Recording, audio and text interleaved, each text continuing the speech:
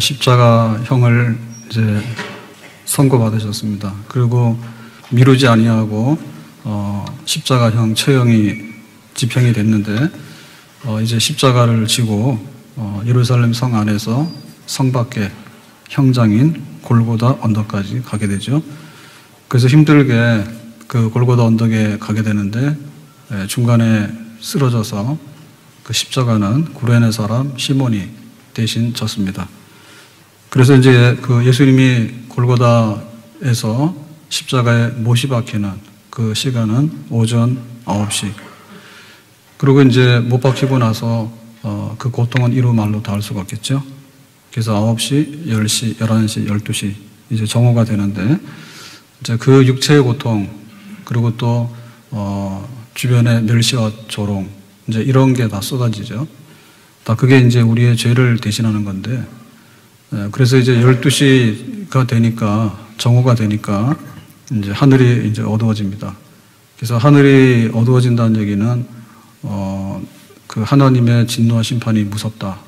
이제 이런 걸 보여주는 거죠. 그리고 또 하나님의 심판인 동시에 그 예수님께서 이제 우리를 얼마나 사랑하시길래 그거를 대신하는가. 그러니까 그 하나님의 진노 속에도 하나님의 아들 예수님께서 우리를 구원하기 위한 그러한 그 희생, 대속, 그것은 바로 예수님의 사랑이죠. 그래서 이제 그게 어두워지는 것은 그 예수님 혼자만의 그 사건은 아니고 그 하늘과 땅이 다 함께 어두움에 휩쓸리게 되는. 그래서 그 자연계도 예수님의 고난을 가슴 아파하고 또 예수님의 고난에 그 고통을 공감하는. 그러니까 예수님은 죽든지 말든지 해가 멀쩡 뜨는 게 아니라 어두워지면서 그 예수님의 죽음에 이르는 거를 이제 그 환경, 주변의 그 자연적인 요소들이 또 거기에 조화를 이루게 되죠. 자, 그래서 이제 12시가 지나서 이제 1시, 2시, 3시 이렇게 가니까 이제 십자가에 매달린 시간이 꽤나 견고했습니다. 그래서 오후 3시쯤 되니까 어떻게 했는가 하니 예수님께서 크게 소리를 지르시다. 엘리 엘리 라마 사박다니 그랬죠. 그래서 나의 하나님 어찌하여 나를 버리십니까? 그러니까 이제 예수님께서 이제 그 죽음에 이르는 과정인데 결국에는 생사를 넘어가는 거죠. 그러니까 생명에서 사망으로 이제 그 넘어갈 때 그 최후의 몸부림, 최후의 그 절규 그런 거죠. 그래서 사람이 생명이 끊어질 때 쉽게 끊어지지 않거든요. 근데 이제 그걸 넘어가는 거예요. 그러니까는 하나님 이제 내가 사망으로 가는 그 가운데 있는데 또 예수님은 인간의 몸을 가지고 오신 분이기 때문에 마지막까지 하나님 나를 붙들어 주셔야지 나를 버리시면 어떻게 합니까? 이제 이런 그 외침이 있는 거죠. 자, 그래서 이제 그 마지막 예수님께서 말씀을 하시고 그러면 이제 어떻게 돼요? 이제 죽으시는 거죠. 자, 그래서 예수님이 드디어 이제 사망에 이르는 그 순간을 오늘 성경 50절에는 이렇게 기록하고 있습니다. 50절에 예수께서 다시 크게 소리 지르시고 영혼이 떠나시니라 그랬죠. 그러니까는 그 예수님의 그 재판 과정, 그 다음에 이제 사형 집행되는 과정, 이제 그걸 쭉 쓴 다음에 결국에 이제 마지막에는 십자가형은 사람을 죽이기 위해 사는 거잖아요. 죄소를. 그러니까는 예수님은 죽으셨다 그 얘기예요. 근데 여기 표현을 보면 다시 크게 소리 지르시고 그래서 이제 그 죽음의 문턱을 넘어가는 게 하나님 어찌하여 나를 버리십니까? 그러니까 이제 그 촛불이 혹은 호롱불이 타다가 기름이 다 떨어지게 되면 마지막에는 자기 몸을 태우죠. 그 심지 자체를 태우잖아요. 기름이 없으니까. 그래서 심지를 태우게 되면 그 이제 연기가 나면서 이제 불이 사라락 사라지죠. 그러니까 이제 예수님께서는 큰 소리로 하나님 나를 버리십니까? 라고 해서 이제 사망의 그 문을 넘어가게 되는데 이제 그거 넘어간 직전이고 그래서 다시 한번 최후의 마지막 큰 소리로 소리를 지르시면서 영혼이 떠나시니라. 드디어 이제 완전히 사망, 죽으셨다. 여기 끝났죠, 이제. 그러니까 그 십자가의 고통이 다 끝났죠. 그러니까 여기 죽음에 이르는 이 과정이 그야말로 그 서서히 죽어가면서 십자가형이라는 게 그런 거잖아요. 서서히 죽어가면서 그 죽음의 무게가 이렇게 내려오죠. 그러니까는 그 십자가에 매달릴 때 그 손과 발이 못에 박히게 되면 그 자기 체중에 의해서 그게 찢어지는 거죠. 사람의 체중에 의해서 찢어지는 거죠. 그러니까 그 몸무게 이상으로 지금 그 죄, 우리가 지고 있는 그 죄, 세상 죄, 그런 것들이 전부 다 지금 예수님께 쏟아지는 거잖아요.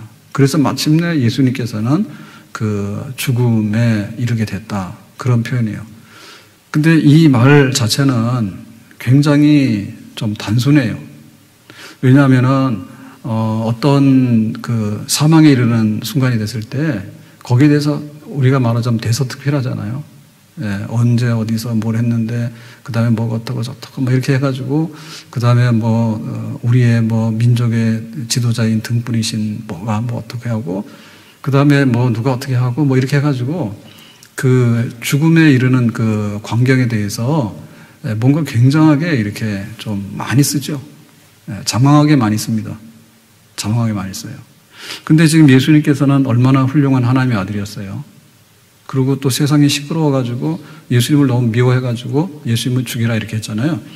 근데 여기 보면 영원히 떠나시니라. 딱 요것만 딱 써놨어. 영원히 떠났다는 얘기는 영과 육이 분리되는 거, 죽음을 의미하는 거거든요. 그러니까 예수님이 죽으셨다. 그러니까 그 죽으셨다는 말을 이렇게 수식어 하나도 없이 예수님께서 소리 지르고 죽으셨다. 요 말만 딱 썼다는 얘기죠.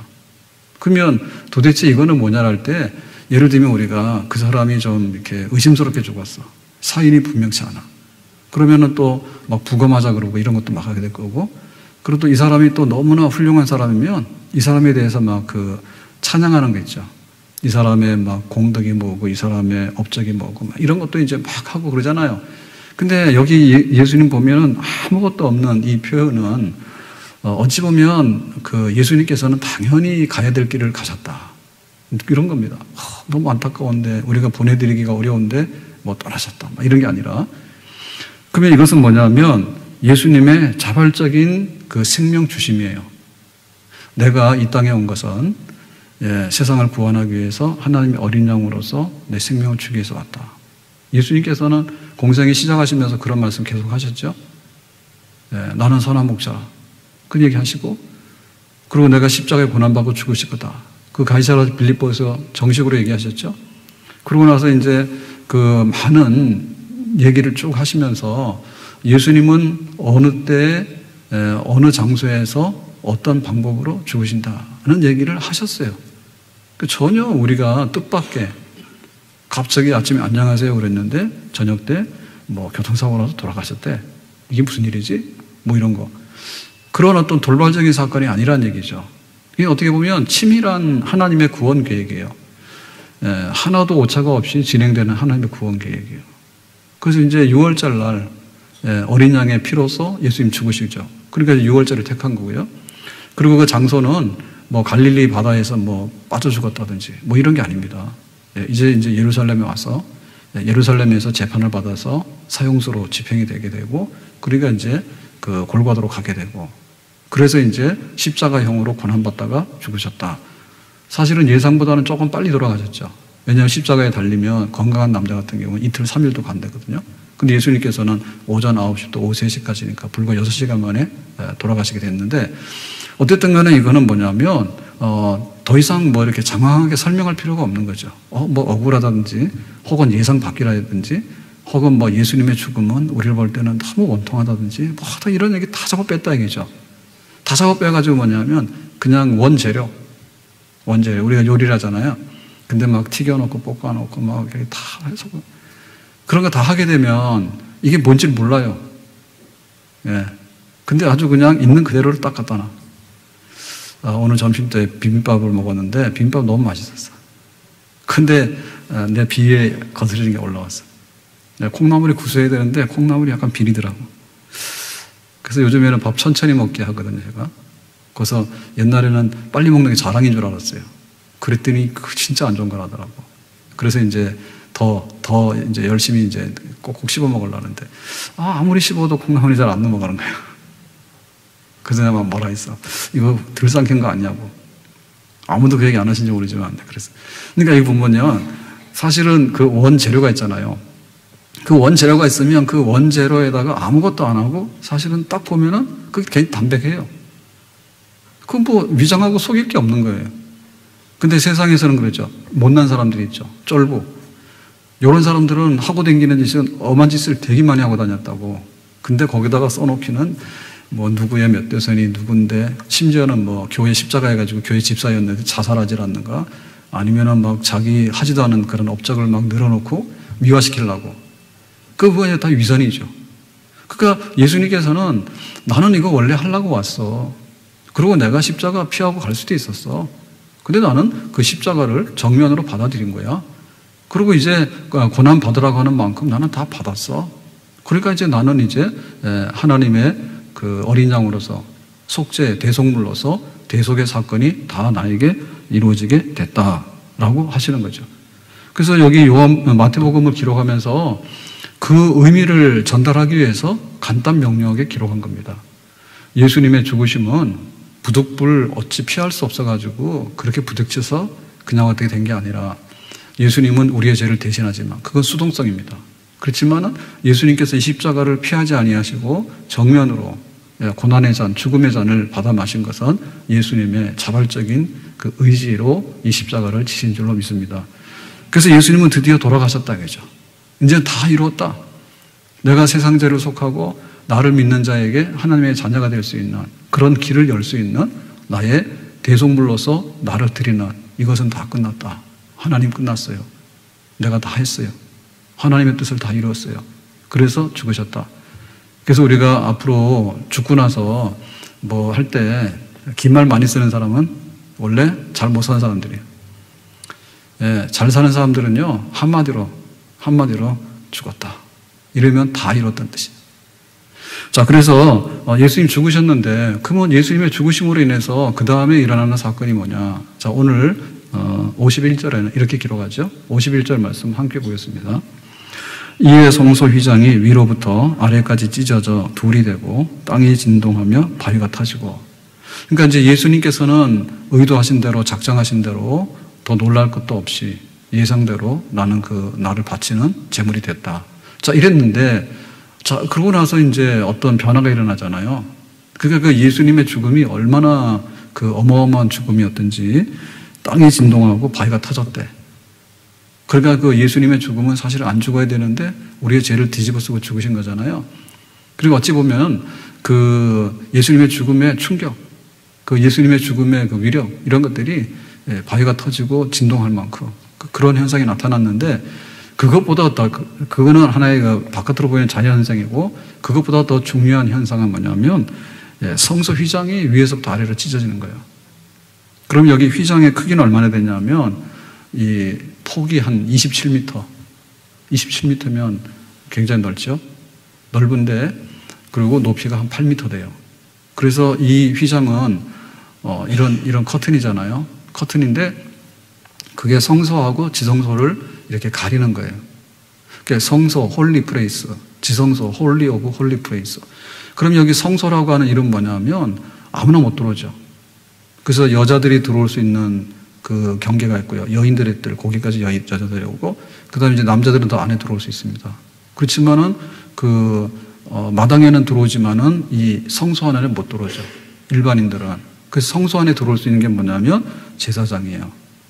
제사를 드리기 위해서 이제 성소에 제사장은 출입할 수 있어. 거룩한 사람이기 때문에. 그런데 이제 제사장도 지성소에는 못 들어가는 거예요. 그럼 하나님 어디 계시냐? 하나님은 성전에 계시는데, 하나님은 성전 중에 성전이 뭐냐면 성소 중에 성소가 지성소예요. 거기 계시는 거예요. 그래서 그 지성소 안에 하나님의 임재, 하나님 여기 계신다고 하는 상징적인 것이 있는데, 그게 바로 언약궤예요. 언약궤.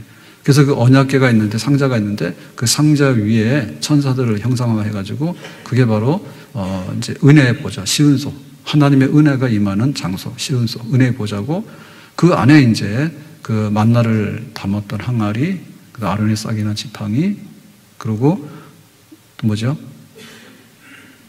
만나,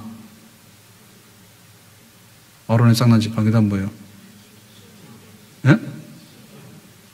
뭐요? 잘 안 들린 뭐요?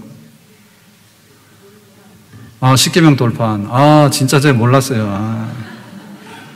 빨빨 말해야죠. 예, 그거가 들어있는데, 그거를 담고 있는 이 나무 상자가 이제 언약궤예요. 그게 이제 이 지성소에 있는 거야. 그래서 이 휘장이 왜 필요한가 하면, 그 세상에 저기 불결한 세상, 정말 지옥 같은 세상에서 거룩한 땅, 이 성전 마당에 들어와가지고, 그 다음에 제사장이 성소에 들어와가지고, 그 다음에 이제 대제사장이 1년에 한 번 속죄일 날 이 휘장을 열고 이 지성소에 들어오는 거예요. 그 지성소에 들어와가지고 그 시은소, 거기다가 이제 하나님의 백성의 죄를 사하기 위해서 기도하고 또 백성들을 축복하는 그런 기도를 드리는 거예요. 그러니까 이제 이게 휘장이에요, 휘장. 그게 바로 휘장인데, 이 휘장이, 찢어졌다 이거죠. 그러니까 이 휘장은 이 거룩함에 대한 보존의 역사가 있습니다. 그러니까 여기 지성소, 홀리 오브 홀리 플레이스에 하나님의 언약궤가 있고 하나님의 임재가 있는 거거든요. 그러니까 여기는 들어왔다면 죄인들은 그 자리에서 즉사에 죽어버려요. 그래서 제사장도 못 들어오고 대제사장이 여기를 들어오는데, 대제사장도 이 지성소 안에 들어오는 일은요, 목숨을 걸어야 돼. 그래서 만약에 죄가 있거나 흠이 있거나 해서 잘못하게 되면 그 자리에서 죽어. 그러니까 이제 그 발목에다가 끈을 매달아가지고 소리가 나면 활동하고 있으니까는 정상적인 거고, 만약에 소리 없으면 이렇게 끄집어내면 끌려 나오겠지, 죽어서. 이거 겁나는 장소예요. 그러니까 지극히 거룩한 장소예요. 그렇지만 죄가 한 방울도 들어오면 안 되는 거룩한 장소예요. 그러니까 그걸 보존하기 위해서 이 휘장이 있는 거예요. 그러니까 이 휘장은 하나님과 우리 사이에 이 장막이에요. 하나님과 우리 사이의 장막이에요. 그래서 어쩔 수 없는 거예요, 이거는. 우리는 죄인이고 하나님은 거룩하신 하나님이세요. 그러니까 우리가 하나님 앞에 접근할 수 없는데, 하나님께서 속죄 제물을 가지고 제사장을 통해서, 대제사장을 통해서 겨우 하나님에게 나갈 수 있는 그런 길이 1년에 한 번 열려지잖아요. 그러니까 이건 어쩔 수 없는 그런 장애물이고 장벽이에요. 그래서 하나님과의 교제를 그냥 터놓고 할 수 없는 거예요. 그나마도 이걸 해주는 건 하나님의 은혜죠. 다른 백성들에게는 하나님의 임재를 경험할 수 있는 그런 예배를, 제사를 허락하지 않았다고. 근데 이 구약 성경에 하나님의 백성들에게는 이 성전을 지어서 성소 안에, 지성소 안에서 하나님을 만날 수 있는 그런 기회를 1년에 한 번이지만 준 거잖아요. 그러니까는 함부로 할 수 없는 하나님 앞에 나가는데, 그게 은혜긴 하지만, 그러나 하나님과 우리 사이를 구별짓는 그런 하나의 장애물이에요. 자, 이게 얼마나 심각한가 하면, 욥이 고난을 당하잖아요. 욥이. 그럴 때 자식이 죽고 막 자기 재산이 날아가고 자기 건강치 못하고 막 친구들이 와서 막 욕하고 막, 그러니까 욥이 정신을 못 차리잖아요. 그럴 때 하나님 가만 계시면 안 되잖아요. 내가 무슨 죄가 있나요? 내가 잘못한 거 있으면 말해주세요. 나의 누명을 벗겨주세요. 막 그 욥이 발버둥을 치잖아요. 근데 하나님께서 침묵하고 계시잖아. 그래가지고는 그거를 이제 막 기다리지만 하나님께서는 답을 안 하시죠. 그래서 나중에 욥이 하나님이 왜 이런 거를 나에게 주셨는가를 깨닫지를 못했어요. 정답은 못 얻었어. 근데 정답보다 더 정답을 얻었어. 그건 뭐냐면 하나님이 하시는 일에 대해서 내가 알 수 있는 논리적인, 인과적인 관계만은 아니다 이거지. 그러니까 우리가 알 수 있는 것은 뭐냐면 하늘에서 비가 와. 그러면 비구름이 뭉쳐가지고 이제 좀 더 무거워지면 비가 온다. 이런 거는 이제 비 올 확률이 50%다, 80%다, 강수량 얼마가 있다. 이런 거는 우리가 과학적인 재료에 의해 가지고 그걸 해석을 할 수 있어요. 그리고 우리가 뭔가를 볼 때, 경제가 안 좋아. 그러면 경제가 안 좋아서 이유가 있는 거죠. 예, 그러면 그걸 풀면은 또 경제가 돌아가요. 그러니까 모든 게 다 우리의 그 인식, 우리가 이해하는 범위 내에서 다 돌아가는데, 그게 맞죠. 그래서 하나님께서도 해 뜨는 시간, 그럼 요즘에는 너무나 세상이 좋아가지고 일몰 시간도 다 알려줘. 그럼 맞아요. 그래서 해 떨어질 때 보면 한강 너머에 해 떨어지는데 순식간에 해 떨어진다고. 그래서 며칠 전에 저희 집사람이 그러더라고요. 한강이 해지는데 저 배경으로 석양이 딱 이제 막 해가 이렇게 뻘겋잖아요. 그걸 이 핸드폰 카메라로 찍으라는 거예요. 그래서 찍기는 찍었어요. 근데 내가 그랬어요. 그거는 안 나와. 예, 눈으로 보면 그거 보이지만은 카메라로 찍으면 얼굴이 약간 이러는데 그런 일반 이런 카메라는 전문 카메라 아니면 안 잡히겠지. 그래서 찍었어. 별거 없어. 그런 거라. 그러니까 우리가 해지는 시간도요, 굉장히 과학적으로 이게 늘어났다 줄었다 이렇게 하는데, 그러면 뭐냐면, 욥이 느꼈던 건 뭐냐면, 하나님은 내가 뭐 이해하거나, 혹은 하나님께서 답을 해줘야 될 의무가 있거나, 뭐 내가 이런 걸 잘못했으니까 하나님 잘못했다라고 꼭 집어서 1대1로 이렇게 대칭을 해주거나, 그렇게 할 수도 있지만은, 그렇게 안 할 수도 있다. 그거 욥이 나중에 깨달은 거예요. 그러니까 우리가 하나님 앞에 나가는데, 우리는 다 휘장이 있는 거예요. 죄가 있어서 거기 못 가는 거고, 우리의 하나님을 아는 지식이 모자라서 못 가요. 그리고 만약에 거기 가서 하나님 쳐다보면 어떻게 돼? 그냥 죽는 역사가 있겠지. 도저히 감당할 수가 없다고. 그만큼 하나님은 하나님이세요. 그거를 보존하는 것이 바로 이 휘장인 거예요. 그래서 이거는 하나님과의 그 교제 관계가 제한적이다. 뭐 우리가 뭐 하나님 그렇게 한다 해서 그런 게 아니라 구약 성경을 기록하는 그 서기관들 이런 사람들은 그랬대죠. 야훼라고 하는 말이 나오면 단어가 나오면 이제 가서 목욕 재개하고 그리고 야훼 이렇게 썼대잖아. 근데 우리는 뭐 밥 먹듯이 그냥 하나님이 어떻고 교회 같다고 해가지고 지잘난 척 해가지고 아주 하나님을 요리해서 잡아잡어요. 그거 있을 수가 없는 일이에요. 그러니까 하나님과의 그 교제가 사실은 단절이 되어 있고요. 부분적으로만 허락이 되어 있어. 조금만. 말까 말까 해. 그러니까 이것이 뭐냐면 한계예요. 하나님의 임재를 경험하는데 그렇다고 해서 다 경험할 수 있는 건 아니에요. 그러니까 이제 구약의 제사법이 굉장히 엄하죠. 제사법이 오면서 뭐 양을 잡아 드릴 때는 뭐 양은 어떻게 돼야 되는 거고, 그 다음에 이거 손댈 수 있는 건 제사장밖에 손 못 대고, 그 다음에 뭐 번제로 태울 때는 어떻게 태워야 되고, 뭐 까다롭습니다. 예. 그래가지고는 그거를 굉장히 제한적으로 허용을 해주기 때문에 이게 굉장히 불완전한 거예요. 불완전한 거예요. 그래서 그 예수님께서 여기 죽으실 때 휘장이 찢어졌다는 얘기는 여기 휘장만 이렇게 헝겊이 천이 찢어졌다는 게 아니라 예수님의 고난받아 죽으신 몸이 찢어진 거죠. 그러니까 예수님께서 자기의 몸을 꽉 찢어가지고 이 휘장을 꽉 찢은 거예요. 예수님의 몸이 찢겨서 죽었잖아요, 십자가에서. 그래서 이 휘장이 찢어진 거야. 위와 아래가. 그래서 둘이 돼버린 거야. 그러니까 뭐예요? 성소에서 지성소로 들어갈 수 있죠. 보이잖아요. 이거는 역사상 한 번도 안 일어난 일이에요. 누가 여기 성소를 들어옵니까? 제사장 외에는 못 들어와요? 그리고 여기 성소에는 누가 들어와요? 대제사장이 1년에 한 번만 딱 들어올 수 있는 거예요. 그러니까 이제는 이 휘장이 찢어져가지고 이게 다 없어진 거예요. 그러니까는 구약의 옛 언약, 구약의 옛 언약. 니들이 죄가 있어? 그러면 죽어야 돼. 네가 죽으면 안 되지. 그러면 양 가져와. 양의 머리에다 손을 얹고 내가 이런 죄를 지었습니다. 네가 죽어라 미안하지만. 이래가지고는 이제 그 제사장이 위에서 기도해주고 했던 거. 이제 이런 거잖아요.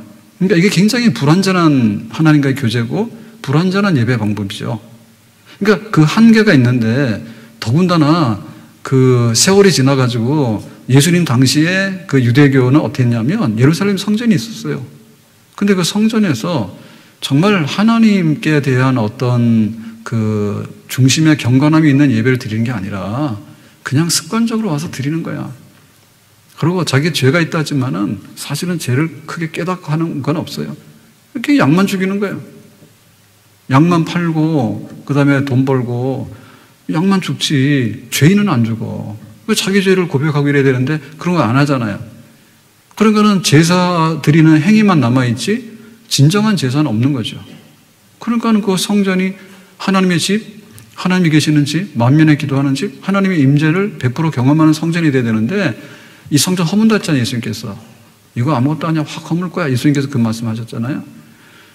그러니까 이제 불완전한 그런 제사를 드리고 있었죠. 더군다나 그러다 보니까 뭐냐면 여기서 드리는 하나님과의 교제를 말해주는 그런 예배를 드리는 게 아니라 성전 건물만 반짝반짝하게 한 거예요. 그래서 예수님 당시에 있었던 성전이 누가 지었냐면 헤롯이 지었죠. 헤롯은 그 에돔 사람인데 로마가 임명한 왕이잖아요. 어영왕이잖아요. 근데 이 사람의 재주는 또 있어요. 재주가 뭐가 있냐면 건축에 관해서는 굉장히 탁월한 재주가 있어. 그래가지고 성전을 멋지게 지어버린 거예요. 유대인에게 환심사기 위해서. 그러니까는 거기 헤롯의 성전이 있지만은 예수님 볼 때 이거는 아무것도 아니었거든요. 근데 사람들은 성전이 있으니까 우리는 하나님을 만나고 있는 백성이야. 이렇게 얘기를 하게 되고, 또 성전에 제사를 드리기 위해서 와서 양을 잡아다가 피를 흘리고 제사를 드리게 되면 마치 자기 죄가 용서받은 줄 알아. 그러니까 자기 회개를 해야지 용서받는 거지. 회개하지 않는 양이 피를 흘리면 애매하게 양만 개 죽음하는 거죠. 개 죽음이 아니라 양 죽음을 하는 거지. 예? 양만 죽는 거지 이 사람이랑 무슨 상관이 있어요. 그러니까 이게 바로 뭐냐면 흑암이야. 이게 바로 이 흑암인 거예요. 세상의 흑암인 거예요. 그러니까 이것 때문에 하나님께 나가는 길도 없고 하나님을 만나는 그런 것이 없게 돼버린 거죠. 그래서 예수님께서 내가 세상 죄를 지고 간 하나님의 어린 양이 되겠다, 내 몸을 찢어야겠다라고 하는 얘기는 결국에 이 반짝반짝 빛나지만은 하나님의 집이 아닌 가짜 상자를 허무는 일이고, 그리고 그동안에 수도 없이 짐승들을 잡아가지고 제사를 드리고 나 잘못했어요. 근데 나의 복을 주세요. 그거를 계속해서 했잖아요. 수많은 행위를 계속했잖아요. 이게 지겹잖아. 피만 흘렸지, 양만 죽었지, 니들이 무슨 상관이냐, 그죠? 그러니까 그것에 대해서 예수님께서 분노하셨죠. 그러니까는 이거에 대해서 어떻게 그러면 회복하고 치료할 것인가죠. 그것은 하나밖에 없는 거예요, 답이. 십자가에서 고난받고 죽으시고 하는 것밖에는 없는 거예요. 그러니까 이제 그 처절한 십자가의 죽음의 그거를 다 받아들이셔가지고 마침내 생명에서 죽음으로 풍덩 빠졌잖아요, 예수님께서. 영혼이 떠나가셨다. 그러니까는 이 결과로 인해 가지고 휘장이 찢어졌다, 그지? 예수님의 몸이 찢어졌기 때문에 휘장이 찢어진 거예요. 그러니까 이 휘장이 찢어진 사건은 뭐냐면 새 성전을 지어서 이제는 하나님께 나아가는 진정한 성전을 건축하는 역사가 되는 거고, 그동안에 있었던 그 형식만 남아있는 그 제사 드리는 그 짐승의 제사, 이런 거에 대해서 종말을 구하는 거예요. 뜻도 없이 양을 팔고 양을 사서 피 뿌리고 자기는 멀쩡하게 죄인인데 그냥 가버리고, 그러니까 이거에 대해서 정말 그 냄새만 나지, 피 냄새만 나지 아무것도 영적인 생명은 없잖아요. 그러니까 이제 이것을 예수님께서 고치시는 거예요. 내 몸을 찢어서 이제는 그 옛 언약 구약에서 말했던 짐승을 잡아서 피 흘리는 제사는 이제 종결되다, 끝났다. 그거는 하나의 예표적인 사건으로 그 예수님의 십자가의 어린 양의 사건을 예표하기 위해서 짐승이 죽어준 것이지, 실제 짐승의 그 피가 인간의 죄를 대속할 수 있는 거 아니죠. 양 한 마리 얼마입니까? 양고기 얼마 안 되잖아요. 그러면 그거 하나 죽으면 내가 살아날 수 있는가요? 그렇게는 안 되죠. 그러니까 그 거짓된 거를 예수님께서 다 허물었지. 거짓된 제사, 거짓된 성전을 다 허물어서 휘장이 찢어졌던 얘기가 그것을 이제 완전히 허물어서 새로운 예배, 그리고 새로운 성전, 그리고 새로 하나님과 교제할 수 있는 그런 길을 열어 놓으신 것입니다. 아멘. 그러니까 이제 예수님께서 찢어서 죽으심으로 인해서 하나님께 나가는 길이 활짝 열리게 된 거예요. 그러니까는 지금까지는 정말 그 비포장도로 막 울퉁불퉁해가지고 그 불편하고 막 빠지고 때로는 막 넘어지고 했던, 그거를 딱 청산해가지고 하나님께 나가는 새로운 길, 고속도로 연 거죠. 나는 길이요 진리요 그랬잖아요.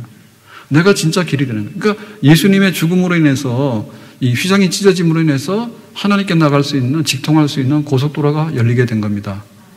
아멘. 우리가 그 핸드폰 같은 게 통신수단이잖아요. 근데 얼마나 좋습니까? 김수인 집사님은 내일 온다더니 오늘 왔어요? 빨리 왔어요? 중국에서 왔어요? 오늘 왔어요? 예수님이 죽으셔서 급히 귀국하셨구만. 잘했습니다. 그러니까 이제 우리가 통신수단이 있는데요, 그게 있으면요 정말 속 시원한 거예요. 제가 오늘 새벽에 그냥 막 은객결에 말씀드렸잖아요.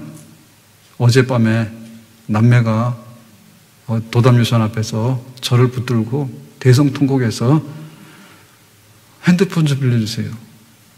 앞에는 아주 싫어했는지 뭘 했는지 모르겠는데 하여튼 간에 애들이 와가지고 막 핸드폰을 빌려주세요. 그래가지고 깜짝 놀래가지고 얼마나 구슬프게 오는지 대성통곡. 그래서 왜 나는 무슨 강도 만난 줄 알았어요. 근데 얘네들이, 어린애들이 무슨 강도를 만나겠어. 남매가. 큰애가 그 딸이었어. 누나야. 밑에 남동생은 더 벌벌벌벌 떨어. 그래서 내가 야 무슨 사건이 있어서 그래. 그랬더니 그래서 저도 막 말은 했죠. 예, 제가 낮에도 당했잖아요. 그래서 밤에도 이제 당해서 이제 말을 했죠. 야, 네 엄마가 없대요. 그럼 네 아빠는 어디 있는지. 아빠는 가게 갔는데요. 그러면 엄마는 뭐냐? 엄마가요 나갔는데요. 8시까지 온다 했어요. 근데 지금 그때 한 9시 넘었거든요. 그러니까 얘네들이 멘붕이 온 거예요. 그래서 제가 직감적으로 부부싸움 해가지고 엄마 보따리 싸서 나간 줄 알았어. 그랬더니 그런 건 아닌 것 같아. 그래서 이제 핸드폰을 줬더니 전화해서 따라가니까 엄마가 즉시를 받더라고. 그래서 야 니들 어디 있어? 그래요. 그래서 밖에 나와가지고 여기 전화 다른 사람한테 빌려가지고 지금 전화하는 거예요. 그랬더니 엄마가 집에 가 있어. 내가 갈게. 그러더니 끊었어. 아 그러니까 속이 시원하더라고. 네. 만약에 우리가 이게 통화가 안 되잖아요. 그리고 우리가 의사소통이 안 되잖아요. 그럼 그냥 우당탕 쿵탕 하는 거예요. 골짜기에서요 물이 내려오는데 우당탕 쿵탕해. 그래서 이게 폭우가 막 쏟아지잖아. 그럼 막 설악산도 돌멩이, 산더미 같은 바위덩어리 같은 이런 바위덩어리가 막 내려오기도 하고요. 북한산도 홍수 나면 그래요. 그래서 북한산에 있는 돌들이요 전부 다 다 망쳤어. 떠내려가고 막 이래가지고 인위적으로 갔다가 막 축대를 쌓고 이래가지고요. 북한산 다 베려놨어요. 그러니까는 이게 이제 그 예수님께서 찢어짐으로 인해서 자기를 찢어 죽으심으로 인해서 하나님께 나가는, 하나님 만나러 나가는 고속도로가 열리게 되고 이제는 하나님 앞에 나가는데 옛날에 누리지 못했던 그런 영광을 우리가 누리게 된 거예요. 따라서 합시다. 하나님 아버지. 사실 아버지라는 말은 그 구약 유대인들은 안 썼거든요. 네가 뭔데 하나님을 아버지라 해. 아버지라 하는 거는 자식이라 하는 거잖아요. 그런 거 안 쓰거든요. 근데 예수님께서 쓰셨다고. 하나님 아버지라고 할 때 아버지라는 말 썼는데 아버지라는 말은 아빠라는 말인데요. 굉장히 친자간에 가까운 사이에서 부를 수 있는 호칭이에요. 그래서 이게 또 못마땅했단 말이에요. 하나님을 아버지라고 부르는데 이거 어떻게 너 같은 네가 어떻게 하나님을 아빠 이렇게 불러가지고 그렇게 하나님은 거룩하시기 때문에 우리가 거기 가까이 갈 수가 없잖아요. 예? 제사장이 되면 성전에 겨우 들어가게 되고 대제사장이 되면 1년에 한 번 지성소에 들어가서 그 시온소에서 하나님 만나는데 어떻게 그렇게 허구한 날 하나님 아버지 아빠 뭐 이런단 말이에요. 예? 그 엄마 안 돌아간다 해가지고요 우는 아이가요 진짜 경계하더라고. 나는 그걸 처음 봤어. 무슨 사연인지 모르겠는데 엄마가 그렇게 안 돌아온다고 큰애 그러니까 집에서 나와가지고 핸드폰 빌려달라 할 정도니까 집에 있어도 될 것 같죠. 나와서 막 그렇게 울더라니까. 그건 자기 엄마 있기 때문에 그런 거예요. 엄마 있기 때문에 자기 핸드폰 없대. 핸드폰 빌려주세요. 내 엄마 목소리 들어야 되겠어요. 들어가 그러니까 알았어요 엄마 그러고 훌쩍훌쩍 하더니 가더라고. 그러니까 우리가 하나님 아버지를 하는데 이게 어떻게 이렇게 이루어졌냐 이거죠. 이거 못 쓰던 말인데 예수님께서 쓰셨어요. 하나님 아버지라고. 근데 우리에게 기도를 가르쳐 줄 때 니들은 이렇게 기도해라. 하늘에 계신 우리 아버지요. 하나님 아버지 쓰래. 그래서 우리 하나님 아버지 씁니다. 근데 하나님 아버지 쓸 때 우리가 아버지를 부격이라 하잖아요. 아버지 아들의 관계잖아요. 아버지 아들의 관계는 완전히 닮은 꼴의 관계입니다. 이거 이상 친밀한 관계가 없는 거예요. 아버지 아들, 엄마와 딸. 그러니까 이것이 예수님이 찢어지심으로 인해 가지고 우리에게 온 혜택이에요. 그러니까 예수님께서 십자가에 찢어지지 않았다면 그냥 예수님께서 이렇게 늙으셔가지고 자연사였다면 이거 안 찢어져. 휘장이 가만히 있지 뭐하러 찢어지겠어요. 네? 그러니까 이거는 사실 억지 죽음이고요. 예수님에게는 부당한 죽음이에요. 그런데 우리의 죄 때문에 막 다 찢어져가지고 피수송이 되고 뼈가 이게 다 나오게 되고 막 이렇게 만신창하게 되는 이런 죽음은 바로 이 휘장을 찢기 위한 거예요. 그러니까 하나님께 나가는 길을 열기 위한 거예요. 그리고 하나님을 만나야 되는데 그 하나님 만나는 게 그냥 막 이슬방울처럼 이렇게 떨어졌다고 우리는. 예? 새벽에 이슬이 내리는데 이슬인지 뭔지 모를 정도로. 근데 이제 뭐예요? 하나님 만나는데 정말 한강을 이룬 거죠. 그 허구한 날 하나님 아버지라고 부를 수 있으니까 얼마나 큰 그런 역사가 우리에게 오게 된 겁니까?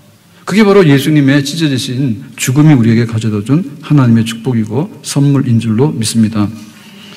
더군다나 우리 같은 사람이 예수님께서 십자가에 죽으실 때 이건 하나님께 드린 제사였잖아요. 그런데 제사장은 누구예요? 제사장은 예수님 스스로. 그 다음에 제물은 누구예요? 예수님의 몸. 그러니까 예수님이 제사장이 돼가지고 자신의 몸을 가지고서 온전한 제물을 드린 거예요. 그러니까 이 제물은 이렇게 해서 예수님께서 하나님께 드리는 제사, 십자가의 제사라고 하는 것은 단회성인데 영원성입니다. 그러니까 우리가 그런 생각 가끔마다 하죠. 저는 어떤 생각하냐면 잠자리 불편하잖아요. 근데 잠 겁나게 잘 주무신 분이 있어요. 앞에 앉았네요. 그러니까는 그냥 세상이 그냥 뭐 안 되는 게 없어. 뭐든지 다 해. 잠을 잘 자는. 가끔 그런 생각하잖아요. 내가 자고 싶을 때 딱 잠 얼마 좋을까? 버튼을 눌러가지고 알람시계 조정하듯이. 이번 한 주간 새벽 기도하시느라고 고생하셨죠. 그래서 저도 막 알람 사실은 5개만 해서 5분, 3분 간격으로 5번인가 울리면 되는데 못 믿어가지고 1, 2, 3, 4, 5, 6, 7, 8, 9, 10 막 10개를 다 걸어놔. 그러니까 막 한 10분, 20분 동안 막 계속 막 깨라고. 그러고 깨지잖아요. 근데 깨우는 건 알람이 하는데 잠자는 건 못하는 것 같더라고요. 6시간, 그렇게 하면 6시간, 지금부터 자, 그러면 딱 자고. 오늘은 바쁘니까 4시간만 자, 그러면 4시간만 딱 자고. 딱 들어오는 순간에. 요렇게 살았으면 세상이 재미가 없겠죠. 네, 긴 김밥 뭐 할까? 사랑이나 하자. 고구마는 구워 먹자. 이래가지고 그렇게 사는 거 아니에요? 근데 만약에 우리가 그것만이 아니라 정말 하나님께 누릴 수 있는 그러니까 우리 같은 사람이 나가서 하나님께서 한 번에 그 제사를 드릴 때 그 반복성 있잖아요. 그 반복성이 정말 지루하고 이게 결함이 많은 거예요. 한 번으로 다 된다면 얼마나 좋겠어요. 밥 한 번 먹었어. 우주인들 그렇게 하죠. 우주인들.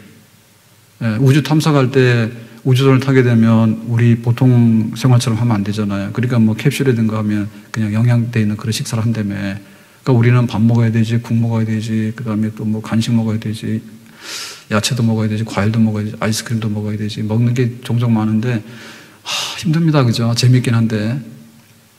그래서 하루에 정말 밥 3끼 해가지고요. 그냥 군불 떼가지고 장작 떼가지고 밥하고 설거지하고 하루 다 갈 것 같아. 그래서 옛날 밤에 호롱불 켜놓고 새끼를 꽂다고. 그거 왜 밤에 했겠냐? 아침, 점심, 저녁 계속해서 부엌에서 이거 했기 때문에 새끼 꼴 시간이 없었어. 그러니까 한밤중에 늦게까지 막 새끼를 꼬고 뭐 이렇게 살았다고. 그러니까 이 반복성이라는 게요 정말 불완전하고요 힘든 거예요. 양들이 계속 죽어야 돼. 그러니까 양들이 계속 죽는다는 얘기는 뭐냐면 불완전하니까 계속 죽는 거지. 양이 나와서 대표로 내가 하나 죽을 테니까 그 다음부터 우리 동족들은 죽이지 마세요. 이랬으면 우리가 끝날 거 아니에요. 근데 그런 양은 없어. 그게 반복성이고요. 그리고 또 그 시간이 유효 기간이 얼마 안 돼요. 우리가 죄에서 죄를 지을 때. 근데 예배 드리고 나가면 죄 짓잖아. 그러면 다시 들어와서 또 예배 드려야 되지. 그러면 집에 못 가지. 들어왔다 나갔다 들어왔다 나갔다. 집 못 간다. 그러니까 유효 기간은 얼마 안 돼. 부부싸움이 칼로 물베기라고. 그런데 그 부부가 화해해서 사는 시간이 얼마 안 되겠지. 아주 깊은 그 연합이 이루어졌으면 싸움 안 해도 되잖아. 결혼식 할 때 둘이서 싸우자고 결혼식 없잖아. 한 사람 없잖아. 그러니까 우리 싸우지 말자 그래서 평생토록 안 싸워야 되지. 근데 그런 할아버지 할머니도 있다 하더라고. 진짜인지 가짜인지 모르겠지만. 그래서 비결을 물었더니 이러더라고. 할아버지가 성질 나면요 싸우면 안 되잖아요. 그러니까 할머니 뭐라 그러냐? 그냥 잠깐 나간대. 그러면 싸우진 않지. 뭐 이게 좋은 방법 아니지만. 그리고 이제 또 할머니 화났어. 그러면 할아버지가 뭘 할 거 아니에요. 그래도 할머니 좀 나가는 거야. 그러니까 둘이서 붙어가지고 충돌할 여유가 없는 거야. 싸우려고 그러면 없으니까. 돌아와가지고 화해하고. 그래가지고 안 싸웠다는 말이 있는데 잘 모르겠습니다. 근데 우리가 사랑을 하는데 사랑의 유효기간이 얼마 안 돼. 네? 뭔가 좀 좋은 일이 있잖아요. 작심삼일이라 결심이 3일 못 가게 되고요. 좋으면요, 좋아서 죽는다 그러고요. 저 힘들면 또 힘들어서 죽는다 그래.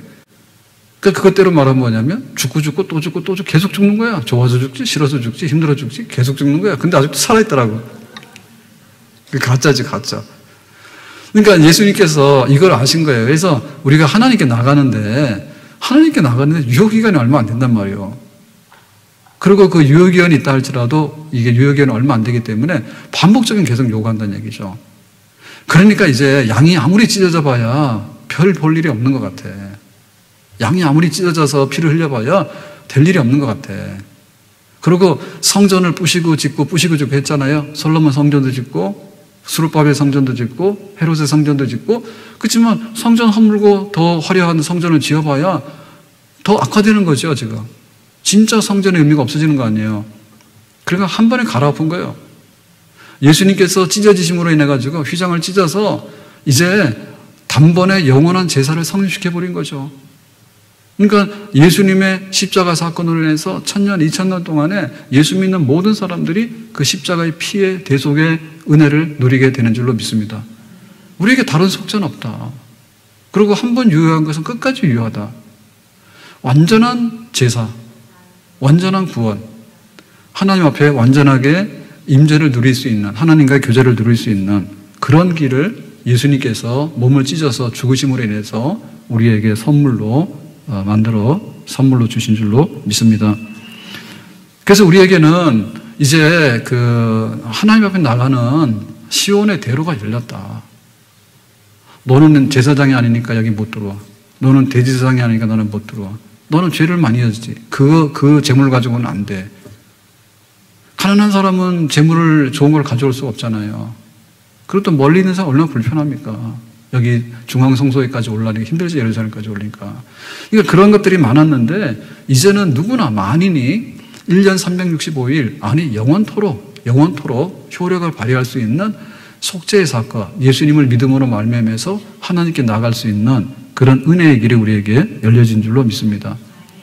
그래서 담대히 은혜의 보좌 앞으로 나가라라는 말씀이 있는데 히브리서에 그 은혜의 보좌라는 게 뭐냐면 지성소 안에 있는 성소 안에 있는 지성소예요. 그 지성소의 중심에 그 언약궤가 있는데 언약궤 윗부분이 바로 은혜의 보좌, 시은소예요. 그러니까 거기에 도달할 수 있는 그런 아주 엄청난 일을 예수님께서 자기 몸을 희생해서 찢겨지심으로 말미암아서 우리에게 혜택으로 주신 것입니다. 아멘. 그러니까 우리가 하나님 아버지라고 부를 뿐만 아니라 예배당을 들어올 때도 사실은 참 흠이 많아도 예수님의 이름으로 들어오는 거예요. 이게 얼마나 복인지 모르겠죠. 아멘. 우리는 흠이 많잖아요. 근데 잘난 척하고 막 들어오거든요. 막 늦어도 그냥 눈치도 안 보고 들어옵니다. 와가지고 껍벅껍벅 졸고도요 깨가지고요 여기가 어디지 막 이럽니다. 그렇게 흠이 많은데 옛날로 말했으면 뭐예요? 성전에서 하나님의 거룩함에 대해서 니들은 다 죽어나가야 될 사람들이요. 그런데 막 부지기수로 와서 막 졸질 않는가, 막 사기꾼도 오고 막 온갖 사람들 다 오는데 그래도 살겠다고 오는데 예수님의 십자가를 믿게 되면 하나님께서는 다 품으셔가지고 휘장이 찢어져서 하나님의 은혜의 보좌 앞으로 나가는 혜택을 우리 모두에게 주시는 줄로 믿습니다. 하늘에 가는 밝은 길이 내 앞에 있으니 슬픈 일을 많이 보고 늘 고생하여도 하늘 영광 밝음이 어두운 그늘 해치니 예수 공로 의지하여 항상 빛을 보도다. 아멘. 그러니까 은혜의 보좌 앞으로 나가라. 그러니까 예수님께서 힘들게 예수님의 몸을 찢어 희생해서 이 휘장을 찢음으로 인해 가지고 그런 것을 만들어놨기 때문에 그 다음부터는 우리가 믿음의 분량으로서 이 찢어진 휘장, 하나님께로 나가는 막힘이 없는 이런 그 혜택을 우리가 우리의 믿음의 분량대로 마음껏 누려야 될 줄로 믿습니다. 아멘. 그래서 우리가 하늘에 계신 우리 아버지여라고 했을 때 참 마음이 놓이잖아요. 마음이 놓이잖아요. 그래서 기도 안 될 때 그냥 그렇게 하세요. 하늘에 계신 우리 아버지요. 알아서 해주십시오. 내가 아들입니다. 그럼 하나님 알아서 해주시겠지? 아멘. 그게 왜 그렇게 터무니없는 것 같은 그런 것들이 우리에게 주어졌냐 할 때 그게 바로 은혜의 보좌 앞으로 나갈 수 있는 특권 때문에 그런 거예요. 아멘. 그래서 아버지라고 할 때 그냥 알아서 해주세요라고 하는 게 좀 이렇게 좀 부족하다 싶으면 그 다음에 뭘 하냐면 일용할 양식을 주세요 이렇게 하세요. 그 일용할 양식 중에는 밥만 들어있는 게 아니죠. 예, 밥만 들어있는 게 아니라 거기에 국수도 들어있고 주일날 주는 국수도 들어있습니다. 예, 국수 안 나오면 주일날 배고파서 쓰러져. 국수 들어있고 그 다음에 뭡니까? 예, 오늘 저는 또 자동차 보험을 냈습니다. 그러면 사고가 안 나기 위해서 보험을 내는 거예요. 그죠? 사고시를 대비해서. 그러니까 이제 예, 안전해야 되는 거죠. 그것도 일용할 양식이에요. 그래서 일용할 양식 속에요. 반찬이 엄청 많아. 예? 일용할 양식 속에 반찬이 엄청 많아. 그러니까 취직해야 돼요. 그것도 일용할 양식이에요. 난 우리 청년들이 막 좀 많이 나왔으면 항상 그런 마음이 있는데 하나님께 기도를 해야지. 그러니까 그게 일용할 양식이에요. 하나님 나에게 취업의 기회를 주세요. 그리고 멋있는 사람을 만나게 해주세요. 예, 저같이 멋있는 사람 만나야 됩니다. 그런 걸 아멘하면 안 돼요. 골라서 하세요. 예. 속으로 아멘해도 겉으로 하면 안 되죠.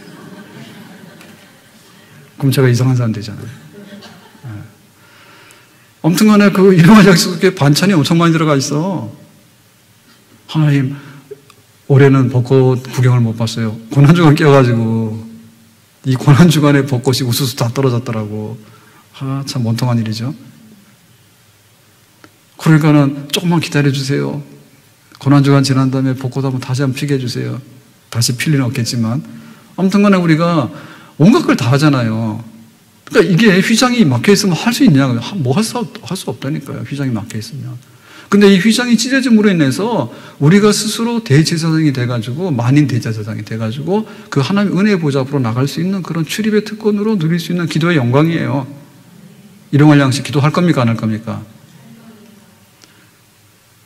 셀 보고서에 보면요. 온전한 집이 없어. 온전한 집이 어디 있냐고요.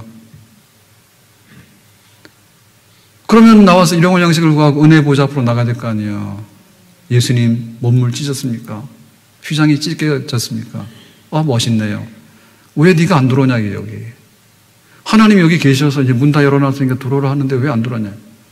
그래서 이 은혜의 보좌 앞으로 예수님의 십자가의 고난을 안다고 하는 것은 여러 가지가 의미가 있는데요.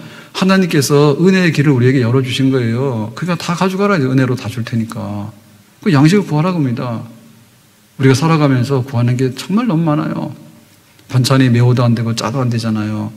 그 다음에 잠을 너무 못 자도 안 되지만 너무 잠을 너무 많이 자도 안 되잖아요. 그러고 자동차도 또 너무나 좀 속도를 많이 내서 또 스티커 받잖아요. 적당히 가야 되고. 정말 우리는 울퉁불퉁한 세상을 살고 있어요. 그러니까 그 모든 것들을 다 만져낼 수 있고 모든 것을 품을 수 있는 것이 뭐냐면 일용할 양식 속에 담겨있는 은혜의 보좌 앞에 나가서 구할 수 있는 사건입니다. 아멘? 우리는 온전치 못해요. 그런데 하나님께서 나에게 와서 내가 만나줄 테니까 니들이 필요한 거 구하라고 말씀하셨어요. 주님이 몸이 찢어진 것으로 인해서 우리에게 주실 수 있는 선물입니다. 아멘. 그뿐만 아니라 우리에게 그 신령한 그 양식들, 신령한 성령의 은사들, 이게 이제 막 쏟아지는 거예요. 예수님께서 가만히 계셨으면 우리에게 성령을 보내서 가지고 성령의 전이 되는 그런 역사는 없어요. 그러니까 구약시대 때도 성령이 임하긴 임했지만은 예를 들면 삼손에게 임했습니다. 그러면 삼손에게 임할 때는 맨손으로 사자입을 찢었는데 그 성령을 근심케 하니까 어떻게 되냐면 들릴한테 가가지고 내 머리카락 밀라고 저는 오늘 이발했습니다. 저에게는 문제가 없습니다. 근데 삼손은 그 머리카락 밀면 안 됩니다. 들릴라가 당신 나 사랑하죠. 그럼 비밀을 알려주세요. 비밀 알려주면 안 되지. 나시린인데.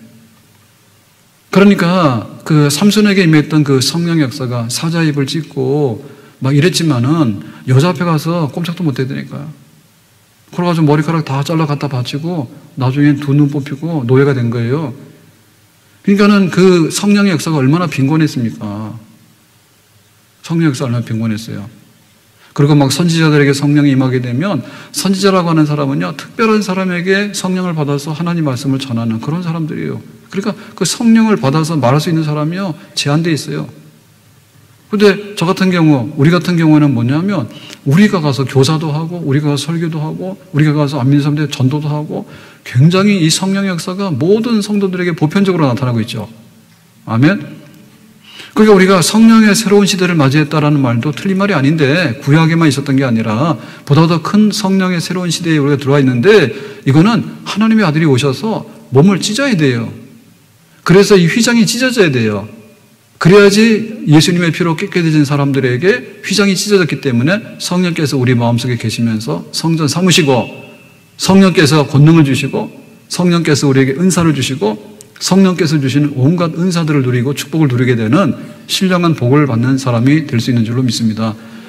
예수님의 찢어짐은 휘장의 찢어짐이고 휘장의 찢어짐은 하나님께 나가는 길이고 하나님을 만나는 길이고 하나님의 은혜의 보좌 앞에 축복의 보좌 앞에 나가는 길이고 그리고 하나님의 축복의 보좌는 우리에게 일용할 양식을 모든 것을 주는 사건이고 또한 우리에게 성령의 충만함과 성령의 은사로 인해서 누릴 수 있는 신령한 복과 하늘의 복을 쏟아부을 수 있는 모든 사건이 바로 찢어짐으로 인해서 우리에게 은혜의 보좌 앞으로 나가게 되는 그런 새로운 시대가 열리게 된 줄로 믿습니다. 그래서 우리는 한편에 있어서는 예수님의 고난받아 죽으심이 얼마나 귀한 것인가. 늘 울어도 눈물로서 못 갚을 줄 알아. 그래야 됩니다. 그러나 한편에 있어서는요, 맨날 같이 울고만 있으면 안 돼요. 예수님 안 됐네요. 어떻게 하죠? 그렇게만 하면 안 되고, 우리가 그 혜택, 이에 성전의 휘장이 찢어지더라 했잖아요. 그러니까는 우리에게 주어진 혜택을 적극적으로 누리면서 예수님의 십자가를 지고 주님을 위해 사는 것이 또한 우리의 본분인 줄로 믿습니다. 그래서 우리가 감상주의자가 되면 안 됩니다. 주로 성당이 그렇습니다. 오늘도 난리 났어 거기요. 우리는 아무것도 아니에요. 우린 진짜 좀 부족한 거예요. 성당 난리 났어. 순환 당한 날이라 해가지고 다 모여가지고 그러면 그거에 대해서 우리가 감동을 받고 감화를 받는 건 맞는데 그러면 우리에게 주어진 그 은혜의 보좌 앞에 누릴 수 있는 축복이 있죠. 이 축복을 누림으로 인해서 나를 따라오는 자는 십자가 지고 와라. 그리고 이 모든 땅의 복과 하늘의 신령한 복으로 인해서 전 세계를 선교할 수 있는 제자가 되라. 아멘. 우리가 울고만 있으면 안 되고 고난주간에 웃으면서 다니면 안 돼요. 그러면 운다 해가지고 우리의 의무가 끝난 건 아니에요. 예수님이 찢어지심으로 인해서 우리에게 하나님께 나가서 은혜의 보좌 앞에 누릴 수 있는 축복의 새로운 시대가 열리게 된 거예요. 그러니까 우리는 그 시대에 들어가서 그 은혜를 누림으로 인해서 내가 주님을 위해서 할 수 있는 일을 할 수 있는, 다시 말하면 고난주간 후에 올 수 있는 그 영광의 사건에 대해서도 우리는 마음껏 누리고 또 그 받은 축복을 전달할 수 있는 그런 하나님의 사람이 되어야 될 줄로 믿습니다. 아무튼 간에 이 고난주간의 삶은 예수와 함께 죽고 예수와 함께 사는 거거든요. 우리 안에 예수님이 계시고 내가 죽고 내 안에 예수님이 사는 그런 십자가를 사랑하고 품고 살아갈 수 있는 우리의 삶이 되기를 주님의 이름으로 축복합니다. 기도하겠습니다. 오늘 주신 말씀처럼 예수님의 찢어지심으로 인해서 누리게 된 혜택들 감사하고 그 은혜 힘입어서 교회를 섬기고 세계 선교하고 주의 영광을 드러낼 수 있는 십자가의 증인들 되기 원합니다. 예수님의 이름으로 기도합니다. 아멘.